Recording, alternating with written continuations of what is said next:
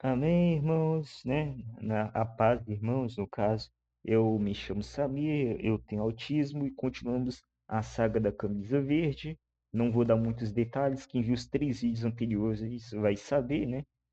O que está acontecendo, o que que aconteceu comigo hoje, né? Como que foi difícil esse vídeo chegar até vocês. Quem viu os 3 vídeos anteriores está sabendo o contexto, então não vou me prender muito a essa explicação. O tema da mensagem de hoje é Seja a bênção. Então, vamos lá rapidão, né?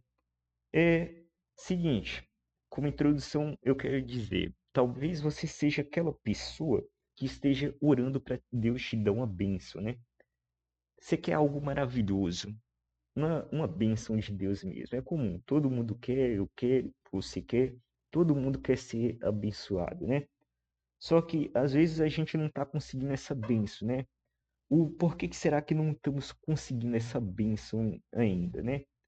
Talvez porque a gente não se tornou essa bênção ainda, ou porque a gente não entregou essa bênção ainda, ou porque não fomos essa bênção na vida de alguém.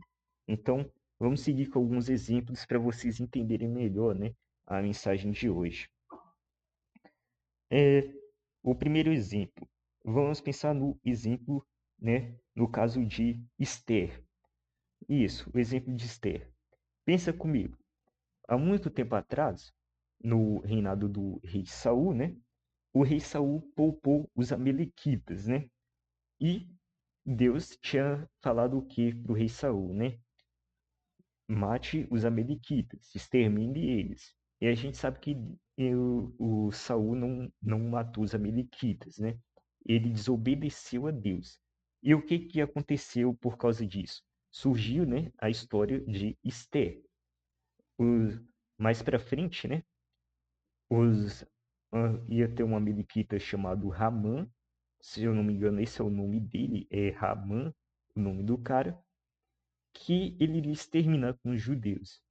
Ia exterminar os judeus. Em algum momento, Mardoqueu não iria, né, se curvar diante dele, e por causa disso, né, ele iria criar um decreto para poder matar todos os judeus, porque quem é fiel a Deus, né, só se ajoelha diante dele, correto? Então, e o que que acontece? Para que os judeus não fossem exterminados, ou seja, para que a história não acabasse ali, para que a palavra chegasse até nós hoje, e que o povo de Deus não acabasse nas mãos dos amalequitas, que é por isso que Saul tinha que ter exterminado eles, o que que Deus fez, né? Deus colocou Esther na jogada, né? Colocou Esther para poder se casar com o rei Assuero, se eu não me engano esse é o nome dele, né? E impedisse aí, né, esse decreto, impedisse a morte dos judeus, fazendo com que a palavra de Deus chegasse até as próximas gerações e viesse até nós hoje, né? Tá aí, através do povo escolhido. E o que acontece? O que que a gente pode aprender com a história de Esther? Que às vezes você será a bênção que vai consertar o erro de outra pessoa. Lembra, Saul errou, né? Ele vacilou feio, quase que o povo escolhido era dizimado e não teria a palavra de Deus para chegar em nós até hoje. Ele teria que escolher outro povo, e se ele escolhesse outro povo, ele estaria, sei lá, indo contra a palavra dele, né? Porque ele disse que o filho dele viria da descendência de Davi, né? Ou seja, e o pessoal que viria, o Jesus, né? Que viria da descendência de Davi, teria que ser do povo de Israel, teria que ser um judeu e tudo mais. Se ele tivesse morrido ali, Deus não teria como cumprir a palavra dele, né? Estaria quebrando a palavra. Então, para poder mostrar que a palavra de Deus sempre acontece, que é verdadeira, que Deus não mente, ele colocou Esther na jogada. Uma mulher virtuosa de oração e que jejuava, né? Que salvou ali geral através, obviamente, né? É, através de Deus, né? Através do jejum, através da oração. Tá aí, né? É um livro que não menciona o nome de Deus em nenhum momento, mas que a gente vê que no livro de Esther, Deus está presente o tempo todo. Então, Indo para o próximo exemplo, a viúva, né? Quando Elias estava na terra de Sarepta, né? Deus manda Elias ir num lugar com a mulher e iria, no caso, alimentá-lo. Ok, né? Elias foi para lá. Chegando lá, a mulher estava com a última farinha dela, o último azeite, e ele pediu, né, que ela fizesse um pão ali para ele. Só que ela iria fazer esse pão para alimentar o filho dela. E seria, no caso, ela ia alimentar ele pela última vez e eles iriam morrer de fome com o tempo. O que eu quero dizer é que não é para a gente olhar pela visão de Elias, mas pela visão da viúva. Por quê? Ela tinha o último alimento dela, que ela ia dar para o filho. Depois disso, tanto o filho dela quanto ela iriam morrer de fome. Não tinha outro jeito, não tinha outra esperança. Mas Deus mandou um ungido lá. E ela teria que alimentar esse ungido, né? No caso, com o último recurso que ela tinha. Por que isso? É que às vezes você vai abençoar o próximo com aquilo que te falta. Ou seja, a bênção que ela queria era o quê? Alimento, né? Para poder viver. E com o último recurso dela, com aquilo que estava faltando para ela, ela foi e abençoou outra pessoa. E quem conhece a história sabe que depois, né? Ele orou, né? Ela juntou lá várias botijas emprestadas, né? Acho que é botija que diz da escritura. E o que não tinha de azeite passou a ter. Ela conseguiu muito recurso, de fome ela não morre mais não, pode ficar tranquilo. E foi isso que aconteceu, né? De fome ela não morreu.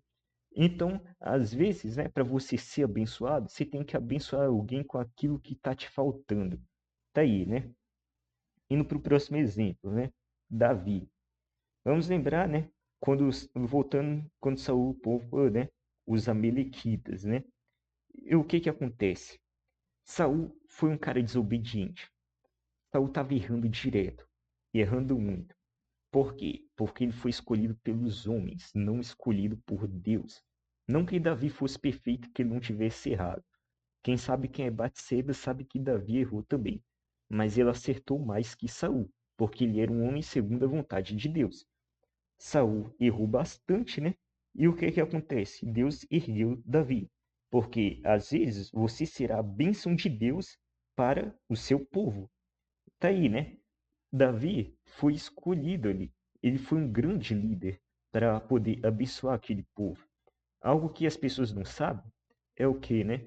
Que, por exemplo, os filisteus, eles eram muito superiores o, ao pessoal ali de Israel antigamente, porque eles tinham mais soldados, eles tinham gigantes, né, que é Golias e os irmãos deles, nos exércitos, e eles tinham a forja do ferro. E sabe o que Israel tinha? Eles tinham a forja do cobre. Então, cobre ou era bronze? Não lembro, acho que era bronze. Que quando uma espada de bronze batia contra uma de ferro, o que acontecia? Essa espada quebrava, porque o ferro é mais forte, né?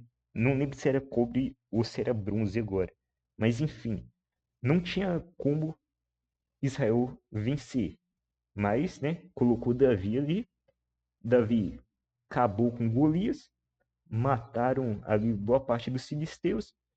E mais para frente, quando Davi começa a trabalhar para os filisteus, o que que aconteceu ali? Ele aprendeu a forja do ferro. E quando ele voltou para poder reinar em Israel, a partir daí o pessoal de Israel passou a ter armas de ferro, espadas de ferro. Só para você ver a importância. Davi foi uma bênção para aquele povo. Então tá aí, né? Às vezes você será a bênção de Deus para o seu povo. Indo mais à frente. Agora o exemplo de Pedro, quando ele cura um paralítico, né? Tá aí, né? Quando ele cura um paralítico. Se eu não me engano, acho que isso foi na porta do templo, né? Que ele diz: não tenho ouro nem prata, mas o que eu tenho eu lhe dou. Ele viu quem fazendo isso, né? Jesus. Jesus também tinha curado um paralítico. E aí que tá, né? O que que eles queriam, né? O, o paralítico que Pedro curou, se eu não me engano, ele queria dinheiro, né? né? Ele queria dinheiro. E o que Jesus curou, ele estava querendo que alguém levasse ele, né, a ter o anjo, né, para que ele recebesse a cura. Ou seja, ambos estavam querendo o que não precisavam. O que eles precisavam? Não era que alguém levasse até a fonte. Não era que alguém desse dinheiro. Eles precisavam da cura, voltar a andar. E Pedro, vendo o exemplo de Jesus, né, e ele acabou aprendendo com o tempo. Ele fez segundo o mestre, né? Aprendeu com o mestre. E o que que aconteceu? Ele não deu ao cara a esmola que ele queria. Deu algo melhor para ele. Deu a ele, né, o direito, no caso, né, de andar. O que ele tinha, ele deu, né? Que é o quê, né? O dom de caminhar. Foi o que teria acontecido. Então, o que que se aprende com isso? Às vezes você vai ser a bênção que os outros precisam, não a que eles querem. Esse foi o exemplo de Pedro. E agora falando do maior exemplo, né? Jesus, o, o cordeiro, né? Lembre de Abraão e Isaac? Subiu no monte, Deus pediu para Abraão sacrificar o filho dele, né? Beleza, né? E aí você pensa, pô, que maldade, sacrificar o filho. Mas antes que isso acontecesse, Deus impediu. Era um teste. E disse que iria prover o cordeiro. E apareceu um cordeiro para eles sacrificarem. Enquanto Abraão, de um lado, subia com Isaac, do outro lado estava vindo o cordeiro. E o que, que a gente aprende com isso? Os nossos pecados. Quem, quem é que teria, né, que pagar pelos nossos pecados? Nós mesmos, né? A gente iria sofrer. E Deus trouxe o cordeiro, o próprio filho dele, né? E deu em sacrifício por nós. Ou seja, Jesus foi a bênção que pagou pelos nossos erros, né? Foi, no caso, também a bênção que a gente precisa e a bênção que nos salvou, né? Às vezes você será a bênção que salvou alguém. Não estou dizendo que você vai ser uma bênção tão importante como Jesus em nossa vida, mas você pode ser uma bênção que vai salvar. E Jesus, né, foi essa bênção, né? E é essa bênção, o Cordeiro de Deus, que veio e se sacrificou por nós. Então, não se esqueça disso, né? Ele também é um exemplo, né, de bênção. Então, para poder finalizar, né, eu quero dizer uma frase que eu anotei aqui para finalizar. Então, se quer cura, profetize cura para alguém. Se quer provisão financeira, ajude alguém. Se quer amor, ame alguém. Se quer paz, seja paz em meio ao caos. Se quer mudança na sua vida, seja mudança na vida de alguém. Ou seja, se você quer uma bênção, você tem que ser essa bênção. Lembre-se disso. Seja a sua bênção e você receberá. Amém? Forte, né? É isso aí. Olha, curte aí se você gostou, compartilha se vê a necessidade, se inscreva se quiser mais vídeos como esse, né? E é isso. Até a próxima. Encerramos a saga da camisa verde, né? Não que eu não vá estar usando essa camisa em outros vídeos, mas quem viu os terceiros vídeos anteriores sabe do que foi essa saga e de como foi difícil gravar esses vídeos. Então, eu agradeço a vocês e lembre-se da mensagem, né, do primeiro vídeo. Confie em Deus, né, mesmo quando não tiver recursos, e farão coisas grandes. Amém? Amém, né? Então, até a próxima, e é isso aí.